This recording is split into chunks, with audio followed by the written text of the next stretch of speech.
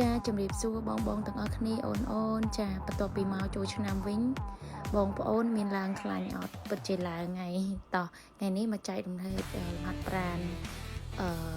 មួយតួខ្លួនតែម្ដងអានេះយើងលូតវងអាប់ដបងសិនដើម្បី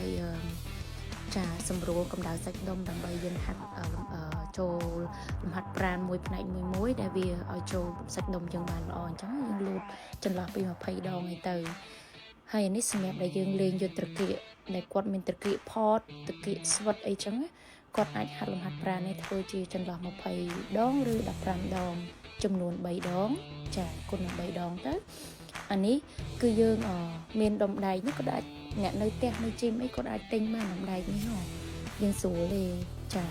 យើងហាត់យើងព្យាយាមតម្លាក់ស្មាតូចគូតមកក្រោយចាយើងប្រឹងក្បាលពោះតូចគូតមកក្រោយណា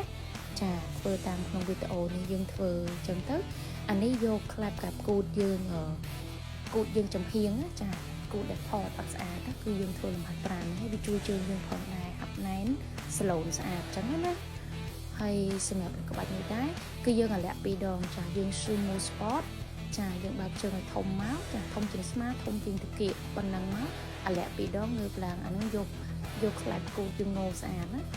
ហើយជើងផងដែរអញ្ចឹងណាអញ្ចឹងអានេះយកក្បាលពោះអញ្ចឹងពាក់ព័ន្ធជាមួយយើងចូលឆ្នាំធម្មតាយើងជួបជុំបងប្អូនគឺតែងតែញ៉ាំអាហាររសជាតិដិតអាហារដែលរសជាតិខ្លាញ់ច្រើនអ្នកខ្លះគាត់ជួបជុំបងប្អូនមានទាំងវិញ្ញាណនៅក្នុងនឹងទៀតចឹងនិយាយចឹងអញ្ចឹងបងប្អូនមកវិញអ្នកធ្វើអានេះឲ្យបានលំហាត់ប្រាណទាំងអស់នឹងចំនួន1ម៉ោងទៅយើងដុតកាឡូរីដុតខ្លាញ់បានច្រើនមែនទែនហើយយើងរៀបចំរបបអាហារឡើងវិញញ៉ាំបែបអាហារសុខភាពវិញអញ្ចឹងណា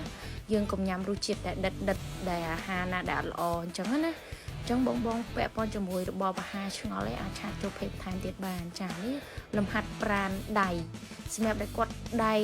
បណ្ណែនចាគាត់អាចធ្វើលំហាត់ប្រាណនេះគឺយើងចង់និយាយថាយើងនេះចុងជើងណាហើយយើងដាក់ដៃក្នុងវីដេអូនេះអញ្ចឹងណាហើយនេះសម្រាប់ដៃយ៉ាងក្រោយដៃដែលគាត់មានដៃយាដៃអត់សឡូនដៃអញ្ចឹងគាត់ហាត់អានេះទៅកាន់ដុំដៃ2គីឡូទៅបោះមកក្រោយអញ្ចឹងណាដៃយើងព្យាយាមលុកជាប់ស្មាកន្លែងគៀតក្លៀកយើងលុកឲ្យជាប់ហើយយើងបោះមកក្រោយអញ្ចឹងណាហើយនេះលំហាត់ប្រាណដៃស្មាអញ្ចឹងយើងកាន់ដុំដៃ2គីឡូទៅយើងលើកស្មាយើងចាយើងធ្វើពីចន្លោះ15ដងទៅ20ដងតាមកម្លាំងរបស់យើងធ្វើបានកាន់តែច្រើនដៃយើងកាន់តែហាប់ណែនអញ្ចឹងណានេះយកដៃក្រោយសម្រាប់ដៃយាដៃក្រោយអត់ហាប់ណែនដូចគ្នាណាអញ្ចឹងបញ្ជាក់បងទាំងអស់គ្នាដូចខ្ញុំនិយាយអញ្ចឹងកុំភ្លេចធ្វើលំហាត់ប្រាណទាំងអស់នេះសម្រាប់បងមកពីចូលឆ្នាំវិញជួបគ្នាវីដេអូក្រោយទៀតបាយបាយ